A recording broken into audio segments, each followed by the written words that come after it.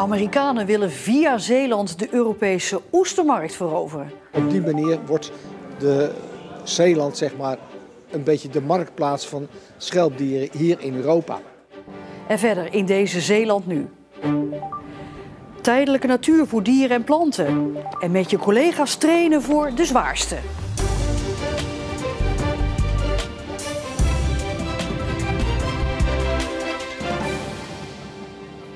Goedenavond. Zeeland moet een grote rol gaan spelen in de verkoop van Amerikaanse oesters in Europa. Dat is het doel van de Vereniging Schelpdierhandel. Deze dagen is er een Amerikaanse handelsmissie in Zeeland om de mogelijkheden te bekijken om Amerikaanse oesters in Europa te verkopen. En in Ierseke is verslaggever Remy Oppeneer. Remy, het moet natuurlijk niet hebben dat Zeeland de komende jaren overspoeld wordt door oesters van de andere kant van de oceaan. Nou, zo'n vaart zal het niet direct lopen. Maar je kan je voorstellen natuurlijk dat voor Amerika de Europese Unie echt wel een interessante markt is. Ze kijken natuurlijk een stuk verder dan Zeeland of dan Ierseke. En ja, dan gaat het gewoon om heel veel mensen. En de Vereniging Schelpdierhandel en Ierseke hopen daar ook van mee te gaan profiteren. Ze hopen het eigenlijk voor elkaar te krijgen dat Ierseke een soort hub wordt. Een soort centraal punt van waaruit de Amerikanen hun waren over Europa gaan verspreiden.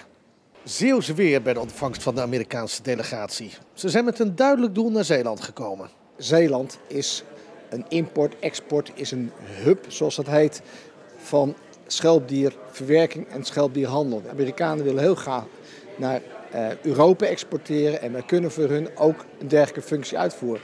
Een bedrijf dat wellicht kan gaan profiteren is logistiekbedrijf Cotra met 150 vrachtwagens. Wij hebben vestigingen in diverse plaatsen, maar ook hubs waar we veel op transporteren. We zijn, zeg ik wel eens, de DHL in de schaal- en schelpdieren vervoer en vis. Als je schelpdieren erbij haalt, word je dan slechter. Nou, kan je zeggen, het gebeurt precies het tegenovergestelde. Want de klanten die schelpdieren willen, die willen gewoon het hele jaar door schelpdieren en die willen zoveel mogelijk kunnen kiezen. En hoe meer ze kunnen kiezen en hoe meer betrouwbaar je bent doordat je kunt leveren het hele jaar door, hoe tevreden die klanten zijn. Ja, Remy, dat klinkt natuurlijk heel mooi, hè? Dat Zeeuwse bedrijven dan kunnen profiteren op die manier van Amerikaanse oesters die dan hierheen komen. Maar omgekeerd kunnen Zeeuwse bedrijven nu ook de Amerikaanse oestermarkt op. Ja, dat is zeker wel de bedoeling. Amerika is heel lang gesloten geweest voor buitenlandse handelaren. Maar sinds begin dit jaar zijn ze open en enkel alleen voor Nederland en voor Spanje. Nou, begin dit jaar in maart zijn er al een groep Zeeuwse oesterhandelaren in Boston geweest bij een grote beurs om te kijken wat de mogelijkheden zijn. Ja, en daarvoor lopen nu allemaal onderzoeken en allerlei testen. Want ja, je kan je voorstellen, 330 miljoen mensen wonen er in Amerika. Nou, dat is een interessante markt. En vooral in de grote steden zoals New York heb je heel veel oesterbars. En daar lusten ze wel een Zeeuwse oester. Maar goed, je hebt het toch over een behoorlijke afstand. Hoe krijgen ze die Zeeuwse oesters dan helemaal goed in Amerika?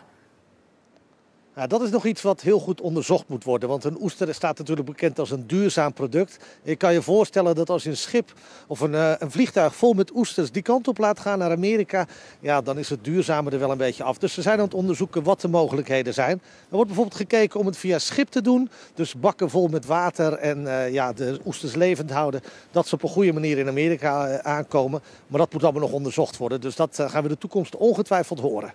Remy Oppeneer, dank je wel.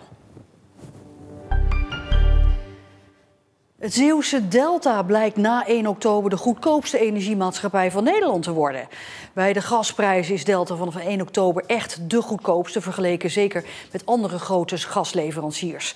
Vooral bij aanbieders als Van de Bron, Eneco en Green Choice is het gas daar aanzienlijk duurder. Als het gaat om elektriciteitsprijs is Delta de op 1 na goedkoopste. Tot nu toe zat Delta een beetje in de middenmoot, maar de energiemaatschappij heeft besloten de tarieven vanaf 1 oktober maar beperkt te verhogen. Bij de politie hebben zich 4 jongens uit Axel gemeld die bekend hebben dat zij dit weekend staaldraden hebben gespannen over een fietspad bij skipiste Snowworld in Terneuzen. De draden zijn gespannen tussen vlaggenmasten. Volgens een politiewoordvoerder zijn de 4 erg onder de indruk van alle ophef die is ontstaan over hun actie. Omdat er ook geen slachtoffers zijn gevallen, komen er geen strafrechtelijke stappen tegen de jongens. Een groep internationale ingenieurs was vandaag in het Wiegepolder voor een laatste dijkonderzoek.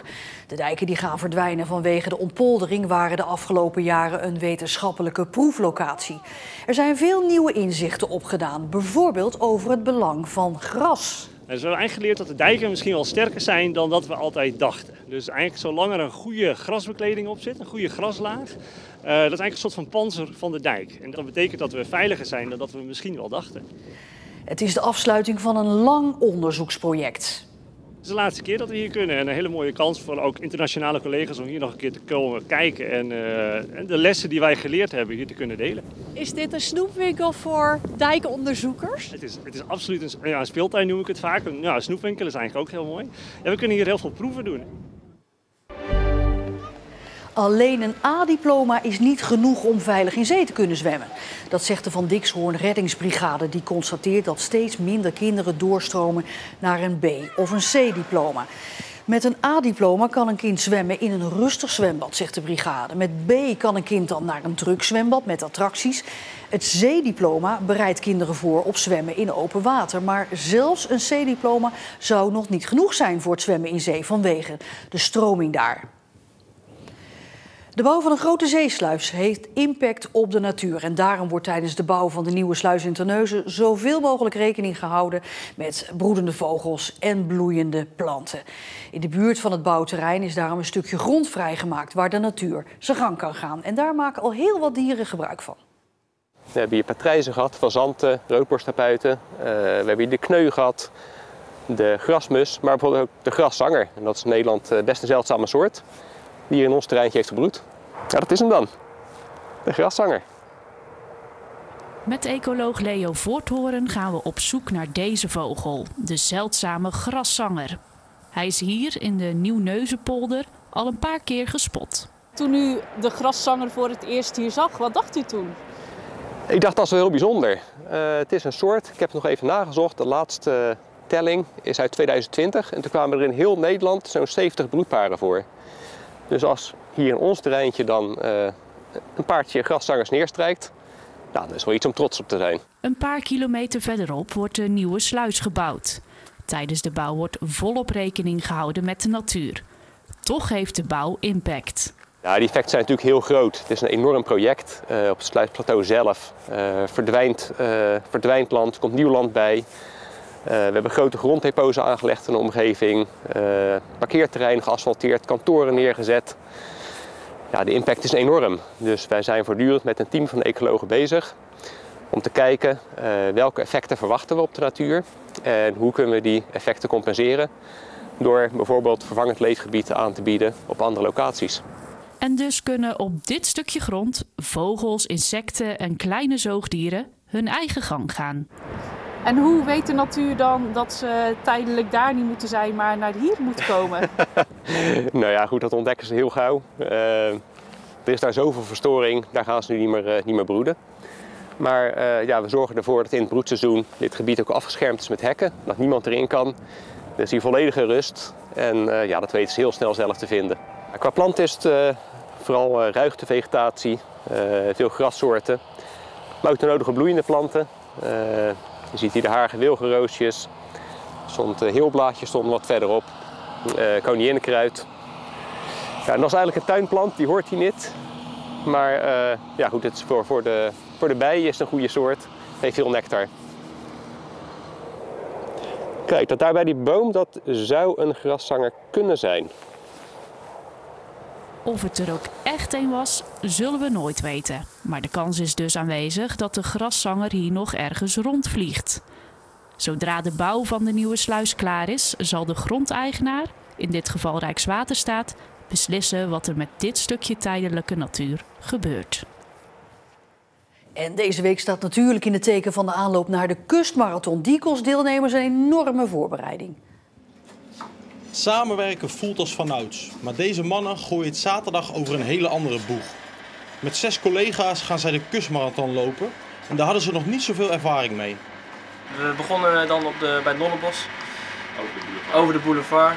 Maar echt, dan merk je dat je eigenlijk geen conditie hebt. Dan denk je dat je nog wel een klein beetje die achterliggende sportachtergrond hebt. Maar Dus dat is dan 4 kilometer geloof ik. Ja. Maar dan ben je helemaal kapot. Het is ongelooflijk. Tijdens de trainingen zat het niet altijd mee, want ze hadden ook last van blessures. Toch staan de mannen goed voorbereid aan de start. De donderdag voor, hoe het allemaal begonnen is, nog 1 keer de boulevard rennen met z'n allen. Ik heb er zeker vertrouwen in. Vorige week de laatste 12,5 kilometer geoefend met de duinen. Vol vertrouwen erin. Het moet al goed komen. Het zou goed moeten kunnen komen.